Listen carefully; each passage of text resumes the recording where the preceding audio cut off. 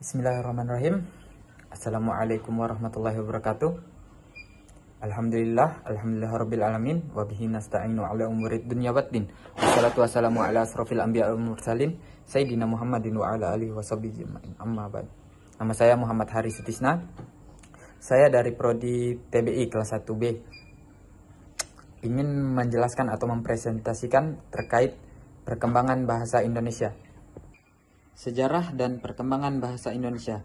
Perkembangan bahasa Indonesia, lisan maupun tulisan, berkembang mulai pada saat terbentuknya, yaitu pada 28 Oktober 1928, bersamaan dengan momen Sumpah Pemuda setelah terbentuk. Bahasa Indonesia terus berkembang seiring berlakunya ejaan Hopiusen, Suwandi, Melindo, bahkan hingga ejaan yang disempurnakan atau IYD. Ini adalah beberapa contoh sederhana bagaimana bahasa Indonesia dengan pesat mengalami perkembangan. Bahasa Indonesia yang telah dikenal oleh halayak umum merupakan bahasa Melayu dan menjadi bahasa bahasa Indonesia yang telah dikenal oleh halayak umum merupakan bahasa Melayu yang sudah menjadi bahasa penghubung di Nusantara kala itu.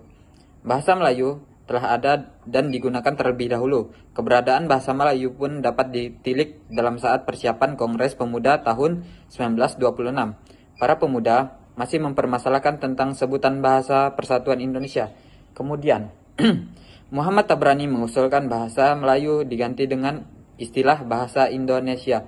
Dan hal ini pun disetujui bersama pada tanggal 22 Mei 1926. Bahasa pemersatu. Bahasa Indonesia diikrarkan sebagai bahasa pemersatu bangsa Indonesia pada 28 Oktober 1928 dalam Sumpah Pemuda. Bahasa resmi negara. Bahasa Indonesia ditetapkan sebagai bahasa resmi negara pada 18 Agustus 1945, sehari setelah proklamasi kemerdekaan. Bahasa internasional. Bahasa Indonesia dicanangkan sebagai bahasa internasional pada Kongres Internasional ke-9. Bahasa Indonesia yang diadakan di Jakarta pada 28 sampai 1 November 2018. Berikut beberapa hal yang perlu diketahui mengenai sejarah perkembangan bahasa Indonesia. Bahasa Indonesia berasal dari bahasa Melayu Riau yang sudah digunakan sejak masa kerajaan Melayu. Bahasa Indonesia berasal dari rumpunan bahasa Austronesia yang merupakan salah satu kelompok bahasa terbesar di dunia. Perjalanan bahasa Indonesia. Perjalanan bahasa Indonesia dari asal mula hingga perannya yang signifikan dalam kemerdekaan dan kehidupan sehari-hari kita merupakan cerminan dari evolusi yang penuh makna.